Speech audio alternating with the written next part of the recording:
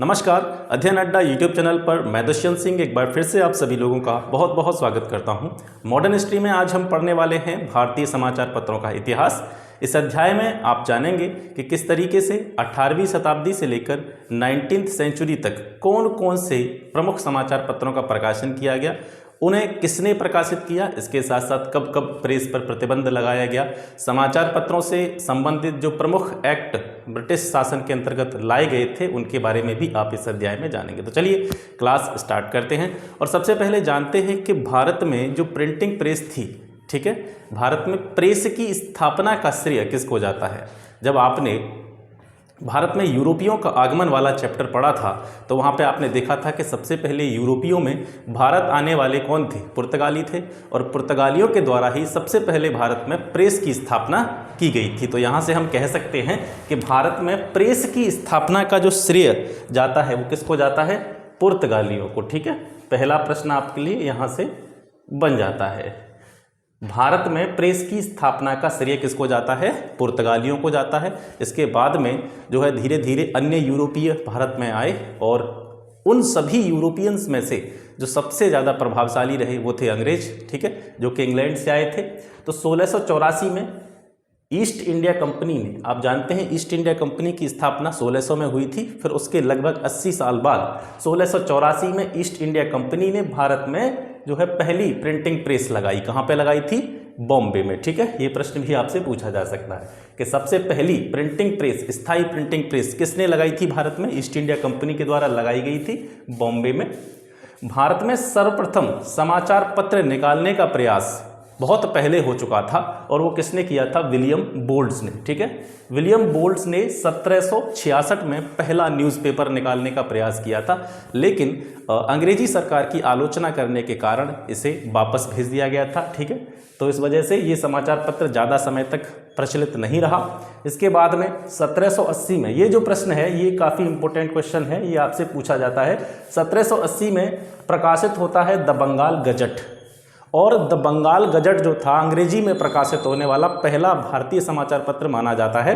ठीक है, the Bengal gazette जो है अंग्रेजी में प्रकाशित होने वाला पहला पत्र माना जाता है। इसका प्रकाशन किया था J.A. हिक्की ने। ठीक है, जेम्स ऑगस्टस हिक्की के द्वारा इसका प्रकाशन किया गया था और ये पहला पेपर था। लेकिन बहुत कम लोगों को ये पता होगा कि जो बंगाल गजट था उसका एक अन्य नाम भी था या उसे दूसरे नाम से भी जाना जाता था। द बंगाल गजट को कहा जाता था द कलकत्ता जनरल एडवर्टाइजर। ठीक है, ये काफ़ी कम लोगों को पता होगी ये चीज़ कि द बंगाल गजट को एक और अन्य नाम से जाना जाता था, द कलकत्ता जनरल एडवर्टाइजर। 1780 में ये प्रकाशित हुआ था। ठीक है, इसे आप यहाँ से देख सकते हैं। इसके बाद में एक और प्रश्न पूछा जाता है कि देखो पहला पत्र तो था द बंगाल गजट, 1780 में J.A. हिक्की ने इसको प्रकाशित किया था। उसके बाद में एक और प्रश्न आता है कि दूसरा भारतीय पत्र कौन सा था, तो नवंबर 1780 में, सेम ईयर में दोनों ये प्रकाशित हुए थे। ठीक है, पहले बंगाल गजट आया था, उसके बाद में 1780 नवंबर में इंडिया गजट, ये जो पेपर था ये प्रकाशित हुआ था, इसे दूसरा भारतीय पत्र माना जाता है। ठीक है, इसके बाद में धीरे धीरे जो है और भी समाचार पत्र निकलते रहे। 1784 में आया आपका कलकत्ता गजट, 1785 में आपका बंगाल जनरल और the oriental magazine of Kolkata, ये दोनों पत्र जो है 1785 में प्रकाशित हुए। 1786 में आपका कलकत्ता क्रॉनिकल आया था और 1788 में आपका मद्रास कुरियर आया था। 18वीं शताब्दी तक जो भी न्यूज़पेपर निकाले जाते रहे थे, आप उनके नामों को अगर देखेंगे तो उसमें आपको बंगाल, मद्रास, कलकत्ता, इस तरह के नामों से आपको उनके नाम देखने को मिलेंगे। क्योंकि जो सबसे पहले न्यूज़पेपर निकाले जाते थे 18th सेंचुरी में, उनमें ज़्यादातर जो न्यूज़पेपर थे वो ब्रिटिश सरकार या ईस्ट इंडिया कंपनी, ठीक है, या ब्रिटेन का गुणगान करने वाले न्यूज़पेपर ही निकाले जाते थे। कहने का मतलब ये है कि इन न्यूज़पेपर्स में जो आलोचनात्मक दृष्टिकोण होता है, ठीक है, न्यूज़पेपर का मतलब क्या होता है, सत्य को बाहर निकालना, जांच पड़ताल करके खबर छापना, और अगर कुछ काम गलत हो रहा है तो उसकी आलोचना करना, ठीक है, उसकी क्रिटिसाइज करना, ये काम होता था न्यूज़पेपर का। लेकिन 18वीं शताब्दी तक जितने भी न्यूज़पेपर निकाले गए वो सभी ब्रिटेन के लोगों का, ईस्ट इंडिया कंपनी का और इंग्लैंड के राजा का गुणगान ही किया करते थे। उसके बाद में इनमें थोड़ा सा चेंज आता है 19th सेंचुरी में। ठीक है, 19th सेंचुरी के जो न्यूज़पेपर थे उनमें अगर बात करें कि जो बंगाल गजट, अब यहाँ पे आपको बिल्कुल कंफ्यूज नहीं होना है, पहले था जो पहले न्यूज़पेपर था, सबसे पहला न्यूज़पेपर था वो द बंगाल गजट था, ये केवल बंगाल गजट है। ठीक है। और ये किसी भी भारतीय द्वारा ये जो द बंगाल गजट निकाला गया था, ये अंग्रेजों द्वारा प्रकाशित था, जेम्स हिक्की द्वारा। और जो बंगाल गजट न्यूज़पेपर था, ये किसी भी भारतीय द्वारा अंग्रेजी में प्रकाशित पहला भारतीय समाचार पत्र था। इसका जो प्रकाशन किया गया था वो किया गया था गंगाधर भट्टाचार्य के द्वारा, ठीक है। ये जो था किसी भी भारतीय द्वारा अंग्रेजी में प्रकाशित पहला भारतीय समाचार पत्र था।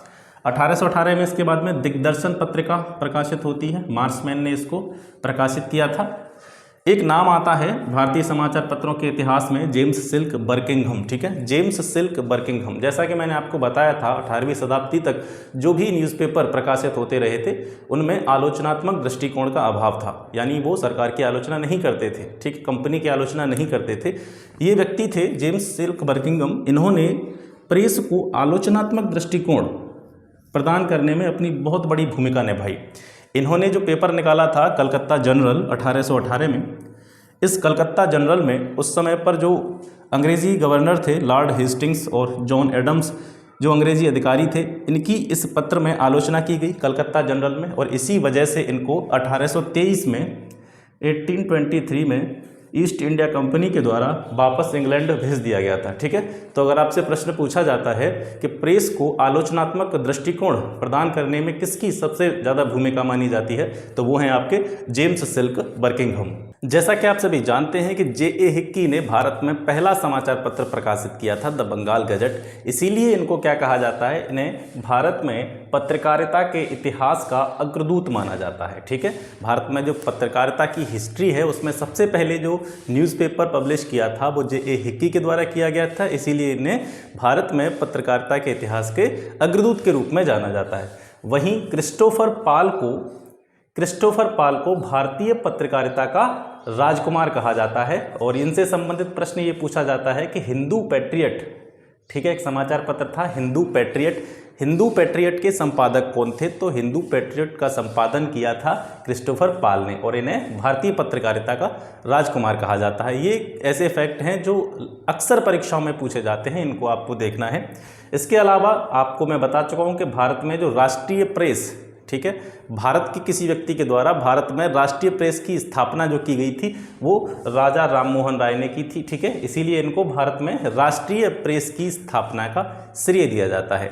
यानी अंग्रेजी अखबारों के बाद की अगर बात आती है 19वीं सेंचुरी में सबसे ज़्यादा अखबारों या समाचार पत्रों के क्षेत्र में जिन्होंने कार्य किया था, सबसे पहले समाचार पत्र निकालना जिन्होंने प्रारंभ किया था, उन नामों में राजा राममोहन राय का नाम सबसे आगे आता है, ठीक है। इसीलिए इन्हें भारत में राष्ट्रीय प्रेस की स्थापना का श्रेय दिया जा सकता है।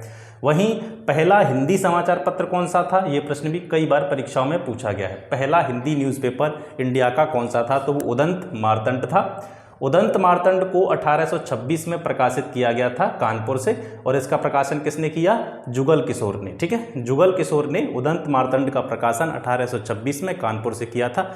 आप ये न भूलें कि ये तो हिंदी का न्यूज़पेपर की बात हो रही है, अंग्रेजी का पहला न्यूज़पेपर कौन था, द बंगाल गजट था। लेकिन किसी भारतीय के द्वारा अंग्रेजी में प्रकाशित पहला समाचार पत्र कौन सा था, केवल बंगाल गजट, ठीक है। The Bengal gazette James Augustus Hicky के द्वारा प्रकाशित किया गया था, और बंगाल गजट जो था वो पंडित गंगाधर भट्टाचार्य के द्वारा प्रकाशित किया गया था, ठीक है। अब राजा राममोहन राय के द्वारा प्रकाशित कुछ समाचार पत्रों को देखते हैं। संवाद कौमुदी इन्होंने प्रकाशित की थी 1821 में, ठीक है। ये कौन सी भाषा में किया गया था, ये बंगाली में था, ठीक है। संवाद कौमुदी का प्रकाशन बंगाली लैंग्वेज में किया गया था। मिरात उल अखबार इन्होंने निकाला था 1822 में, ये फारसी लैंग्वेज का था, फारसी भाषा से संबंधित था। उसके बाद में एक ब्रह्मनिकल मैगजीन की इन्होंने जो है संपादन कार्य प्रारंभ किया, ये अंग्रेजी में प्रकाशित की जाती थी ब्रह्मनिकल मैगजीन, ठीक है।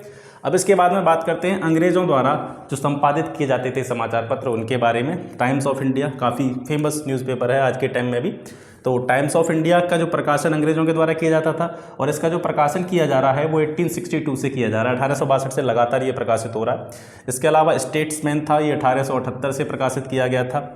पायनियर ये सरकार का समर्थक अखबार था। और वहीं इंग्लिशमैन की बात करें तो ये काफ़ी रूढ़िवादी विचारों और प्रतिक्रियावादी विचारों से संबंधित अखबार था। जब आप देखेंगे 1857 की जो क्रांति हुई थी, 1857 की क्रांति की असफलता के कारण यानी 1857 क्रांति को जब दबा दिया गया था अंग्रेज़ों के द्वारा, उसके बाद में भारतीय समाचार पत्रों पर कहीं ना कहीं अंकुश लगाने का काम ब्रिटिश सरकार के द्वारा किया गया था।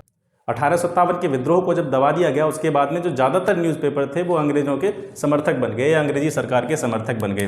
तो जो अलग अलग समाचार पत्र थे अलग अलग हितों एवं विचारों का प्रतिनिधित्व उस समय पर करते थे। मतलब ऐसे नहीं है जो आज के टाइम पे न्यूज़पेपरों की जो कंडीशन है, आज कोई भी न्यूज़पेपर हो जो है सारी खबरों को, सारी सूचनाओं को हम तक पहुंचाता है, लेकिन उस समय पर एक विशेष अखबार एक विशेष वर्ग से जुड़ा हुआ था। उसके कुछ उदाहरण हैं, जैसे मद्रास मेल एक अखबार प्रकाशित होता था। ये मद्रास मेल में जो खबरें आती थीं या जो भी सूचनाएं दी जाती थीं वो केवल यूरोपीय वाणिज्य से संबंधित दी जाती थीं और वहाँ के जो भूस्वामी थे, जमींदार थे, ठीक है, महाजन थे, उनसे संबंधित खबरें ही मद्रास मेल के द्वारा छापी जाती थीं। इसके अलावा सिविल एंड मिलिट्री गजट, ये भी एक न्यूज़पेपर था, सिविल एंड मिलिट्री गजट, और ये जो था पूर्णतः ब्रिटिश विचारों का समर्थक था। यानी ब्रिटेन के लोगों द्वारा, अंग्रेज़ों द्वारा जो भी, चाहे गलत सही, जो भी कुछ भारतीय लोगों के साथ किया जा रहा है, ये उसका समर्थन करने का कार्य किया करता था। एक बड़ा महत्वपूर्ण प्रश्न आता है अमृत बाजार पत्रिका को लेकर के, किस पत्रिका ने वर्नाकुलर प्रेस एक्ट से बचने के लिए अपनी भाषा को परिवर्तित कर लिया था। आपको पता है कि 1878 में वर्नाकुलर प्रेस एक्ट आया था, और वर्नाकुलर प्रेस एक्ट क्यों लाया गया था कि जो भी हिंदी के समाचार पत्र थे या फिर किसी भी भारतीय भाषा से रिलेटेड जो न्यूज़पेपर थे, उन पर प्रतिबंध लगाने के उद्देश्य से वर्नाकुलर प्रेस एक्ट को लाया गया था। तो एक पत्रिका थी अमृत बाजार पत्रिका, जो कि 1866 में इसका प्रकाशन प्रारंभ हुआ था मोतीलाल घोष के द्वारा। इस पत्रिका ने वर्नाकुलर प्रेस एक्ट के प्रतिबंध से बचने के लिए अपनी भाषा को बंगाली से अंग्रेजी में चेंज कर लिया था। यानी पहले ये बंगाली में प्रकाशित होती थी, उसके बाद में इस एक्ट के कारण इसने बंगाली से अंग्रेजी में जो है अपनी लैंग्वेज को चेंज कर लिया था। ठीक है, इसके बाद में 1861 में इंडियन मिरर प्रकाशित होता है, और इंडियन मिरर किसके द्वारा प्रकाशित हुआ था? देवेंद्रनाथ टैगोर और मनमोहन घोष के द्वारा। वैसे तो बहुत सारे समाचार पत्र हैं, अगर सबको लिखेंगे तो इसमें काफ़ी टाइम लग जाएगा। तो मैं क्या करूंगा कि जितने भी समाचार पत्र हैं, मतलब 18th सेंचुरी से लेकर के 19th सेंचुरी तक, 19th सेंचुरी के एंड तक के जितने भी न्यूज़पेपर हैं, उनकी एक मैं लिस्ट, इस वीडियो जब खत्म होगी ये वाली वीडियो, इसके पीछे मैं बोर्ड पे पूरी की सूची बना दूंगा, उसकी आप स्क्रीनशॉट ले लेना। ठीक है, जो प्रमुख जो न्यूज़पेपर होंगे उनकी मैं सूची बना करके बोर्ड पर लिख दूंगा, उसके बाद में आप उसका स्क्रीनशॉट लेकर के अपने पास नोट्स बना सकते हैं। ठीक है, 1881 में प्रकाशित होता है मराठा जो न्यूज़पेपर था ये अंग्रेजी में प्रकाशित होता था, और इसके अलावा जो केसरी था वो मराठा लैंग्वेज में प्रकाशित होता था। इनके बारे में आपको इतना पता होगा कि जो मराठा और केसरी थे, इनका संपादन किसने किया था? बाल गंगाधर तिलक ने। लेकिन बाल गंगाधर तिलक से पहले इनका प्रकाशन किसके द्वारा किया जाता था? मराठा का प्रकाशन अगरकर के द्वारा किया जाता था, और केसरी का प्रकाशन केलकर के द्वारा किया जाता था। ठीक है, उसके बाद में इन दोनों का प्रकाशन जो है बाल गंगाधर तिलक ने अपने हाथ में ले लिया था। ठीक है, मराठा और केसरी, ये याद रखेंगे। 1913 में बॉम्बे क्रॉनिकल, ये फिरोज शाह मेहता के द्वारा निकाली गई मैगजीन थी। ठीक है, 1913 में जो बॉम्बे क्रॉनिकल मैगजीन थी ये फिरोज शाह मेहता के द्वारा निकाली गई थी। और ये कब निकाली गई थी आपको पता है? कांग्रेस का जो विभाजन हुआ था सूरत अधिवेशन में, तो कांग्रेस का जो सूरत अधिवेशन हुआ था उसमें कांग्रेस का विभाजन हुआ। उसके बाद में जनता तक अपनी बात पहुंचाने के उद्देश्य से फिरोज शाह मेहता ने बॉम्बे क्रॉनिकल का प्रकाशन किया था। ठीक है, 1916 में एनी बेसेंट के द्वारा दो प्रमुख पेपर निकाले गए, न्यू इंडिया और कॉमनवेल्थ। ये अक्सर परीक्षा में पूछे जाते हैं। तो इसमें फैक्ट क्या है कि न्यू इंडिया जो था, न्यू इंडिया का पुराना नाम क्या था? इसे मद्रास स्टैंडर्ड के नाम से जाना जाता था। ठीक है, न्यू इंडिया जो समाचार पत्र था इसका पुराना नाम मद्रास स्टैंडर्ड था। न्यू इंडिया और कॉमनवेल्थ दोनों का प्रकाशन एनी बेसेंट के द्वारा किया गया था। फिर इसके बाद में महात्मा गांधी के द्वारा 1919 में यंग इंडिया और 1933 में हरिजन नामक जो है समाचार पत्र का प्रकाशन किया गया। 1919 में इंडिपेंडेंस का प्रकाशन प्रारंभ होता है मोतीलाल नेहरू के द्वारा। कहाँ से? इलाहाबाद से। ठीक है, इलाहाबाद से जो है इसका प्रकाशन मोतीलाल नेहरू के द्वारा प्रारंभ किया जाता है। ठीक है, 1910 और 1910 से लेकर 1920 के समय में जो उर्दू पत्रकारिता थी उसमें विकास होता है। ठीक है, अब तक हिंदी का चल रहा था, बंगाली में चल रहे थे, इंग्लिश में न्यूज़पेपर चल रहे थे, उर्दू के न्यूज़पेपरों की जो है संख्या काफ़ी कम थी। तो 1910 से लेकर के 1920 का जो समय है वो माना जाता है उर्दू पत्रकारिता के क्षेत्र में विकास से संबंधित। ठीक है, तो 1912 में जो प्रकाशित होता है अल हिलाल, और 1913 में अल विलाग। अल हिलाल और अल विलाग इन दोनों पत्रों का जो प्रकाशन किया था वो अबुल कलाम आज़ाद के द्वारा किया गया था। कई बार परीक्षा में ये पूछे भी गए हैं। इसके अलावा मोहम्मद अली जो थे, मोहम्मद अली ने कॉमरेड और हमदर्द इन दोनों का प्रकाशन किया था। मुख्य बात यह है कि जो कॉमरेड प्रकाशित किया जाता था वो अंग्रेजी भाषा में और हमदर्द जो था ये उर्दू भाषा का समाचार पत्र था। 1913 में गदर नामक समाचार पत्र का प्रारंभ हुआ था। ये तो काफ़ी इंपॉर्टेंट है और कई बार परीक्षा में पूछा गया है। गदर का प्रकाशन 1913 में लाला हरदयाल ने किया था। कहाँ से किया था? सैन फ्रांसिस्को से। ठीक है, सैन फ्रांसिस्को से गदर का प्रकाशन 1913 में लाला हरदयाल के द्वारा किया गया था। उसके बाद में यानी एक साल बाद 1914 से इसका प्रकाशन पंजाबी लैंग्वेज में भी प्रारंभ हो गया था। ठीक है, 1913 के बाद में 14 में इस गदर का प्रकाशन जो था पंजाबी लैंग्वेज में भी स्टार्ट कर दिया गया था। अब देखते हैं जो ब्रिटिश सरकार के द्वारा समाचार एजेंसियां बनाई गई थी ब्रिटिश काल में वो कौन कौन सी थी। तो अगर बात करें समाचार एजेंसियों की तो कुल 4 समाचार एजेंसियां ब्रिटिश सरकार के द्वारा बनाई गई थी। वो कौन कौन सी थी, इनके नाम आपको पता होने चाहिए। सबसे पहली समाचार एजेंसी थी राइटर। राइटर की स्थापना हुई थी 1860 में। उसके बाद में दूसरे नंबर पर आती है आपकी एसोसिएट प्रेस ऑफ इंडिया। ठीक है, एसोसिएट प्रेस ऑफ इंडिया, ये 1905 में इसकी स्थापना की गई थी। इसके बाद में तीसरे नंबर पर आती है फ्री प्रेस न्यूज़ सर्विस। ठीक है, फ्री प्रेस न्यूज़ सर्विस, इसकी स्थापना 1927 में ब्रिटिश सरकार के द्वारा की गई। और सबसे चौथी जो थी लास्ट वाली United press of India. United press of India 1934 में इसकी स्थापना की गई। प्रश्न पूछा जाए अगर कि कितनी समाचार एजेंसियों की स्थापना ब्रिटिश सरकार में की गई थी, तो ब्रिटिश काल में जो समाचार एजेंसियों की संख्या थी वो 4 थी। 4 समाचार एजेंसियों की संख्या ब्रिटिश सरकार के द्वारा की गई थी। ठीक है।